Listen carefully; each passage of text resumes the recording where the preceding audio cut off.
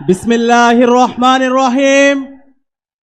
जाअल हक़ वजाहकल बातिल इन्नाल बातिला काना जाहुका। সত্য সমাগত, মিথ্যা বিতাড়িত, নিশ্চয় সত্য বিজয় হবে। প্রিয় সংগ্রামী ছাত্র জনতা, গুম, খুন, হত্যা, আইনাগর ফ্যাসিবাদ কায়েমের মাধ্যমে খুনি হাসিনা এবং তার দোসররা গত 16 বছরে বাংলাদেশে ইসলামী আন্দোলনের উপর এবং আপামর ছাত্র জনতার উপর ইতিহাসের বর্বরোচিত হত্যাকাণ্ড চালিয়েছে। আপনারা জানেন 2009 সালে পিলখানা হত্যাকাণ্ডের মাধ্যমে এদেশে দেশপ্রেমিক নাগরিকদেরকে হত্যা করা হয়েছে। 2013 সালের 28 ফেব্রুয়ারি আল্লামা দেলোয়ার হোসেন সাঈদীর রায় পরবর্তী সারা দেশে গণহত্যা সংঘটিত হয়েছিল। 2013 সালের 5 মে শাপলায় আমাদের এদেশের মাদ্রাসা শিক্ষার্থীদের উপর গণহত্যা এবং শিশু হত্যা সংঘটিত হয়েছিল। এভাবে আপনারা জানেন আমাদের ক্যাম্পাসগুলোতে ছাত্রলীগের সন্ত্রাসীরা আমাদের উপর নেককার হত্যাকাণ্ড চালিয়েছিল।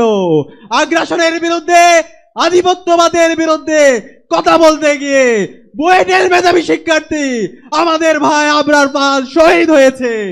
এভাবে গত 16 বছরে আমাদের নেতৃবৃন্দকে আধিপত্যবাদের বিরুদ্ধে কথা বলার কারণে, আগ্রাসনের বিরুদ্ধে কথা বলার কারণে শহীদ করা হয়েছে। আজকের এই প্রোগ্রামের জাতীয় সমাবেশের শুরুতে গভীর শ্রদ্ধার সাথে আধিপত্যবাদের বিরুদ্ধে, আগ্রাসনের বিরুদ্ধে সকল শহীদদের শ্রদ্ধার সাথে স্মরণ করছি।